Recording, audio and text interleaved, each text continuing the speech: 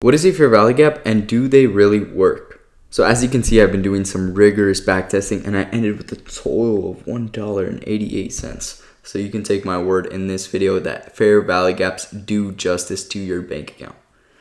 I'm just kidding, I've just been using a small size and apparently TradingView doesn't register it as actual size for a decent size return. So fair value gaps are inefficiencies, right? ICT teaches fair value gaps. They've always existed in the market, so people hate on him for like saying that he created it, but he's the first one to put a label on it, so it's his concept. But they've always existed. You could see that they've always existed if you just take a look at the candles, right? As long as candlesticks have existed, fair value gaps have existed. Fair value gaps are the inefficiencies between candlesticks, which means that there are only buyers or only sellers in a bearish fair value gap, right? Like this. And you mark it out between the 3 candle range. You have a 1, 2, 3 candle range, and it's the bottom of the 3rd candle and the top of the 1st candle, just like this. So there's one right here, there's one right here, there's another one right here, there's one right here, but there isn't any fair value gaps here because the wicks have sort of balanced out this entire range. So there are instances where fair value gaps don't form, just like right here. There are no fair value gaps right here. Let me mark out another fair value gap for you. Let's go right here. Look, bullish fair value gap right here. When this candle closes above it like this, and the next one closes, there you go. Now we have a bearish fair value gap. There you go. And that's a bearish fair value gap. 1, 2, 3 candles.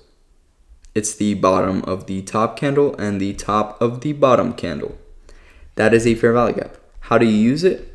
I encourage you to start marking them out and watching how price action uses them by itself. Like, learn it with your own eyes.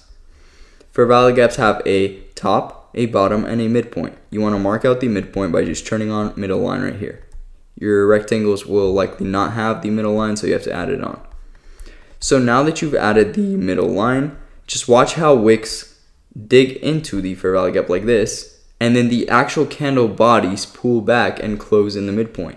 This will show you that there's a highly likely chance that price simply wanted to fill the inefficiency, which is if it's only sellers right here, it wanted to fill it with buyers before going lower.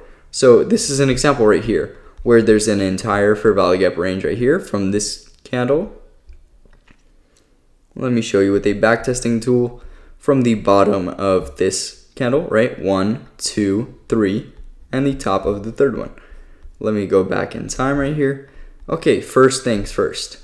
Price first ran into the fair value gap right here with the next candle. Boom, it filled it up and it ran for sell side, right? That's the first example of a fair value gap being used. Another one is when it came back up and price ran a little bit higher than it with the wick, right? Look at that. But the bodies came back in and closed within it. This showed signs that it just wanted to fill the rest of the fair value gap and price wanted to return and run on sell stops again. Right, there you go. You can see how it's treating this fair value gap and the candles are respecting the actual body of it. We filled it up twice and then ran on the sell side. That's how fair value gaps are used. And there's both variations and there's also an inversion fair value gap, which I'll teach in another video. That's going to be all for this video. I hope this actually gives you an understanding to what fair value gaps are and if they really work.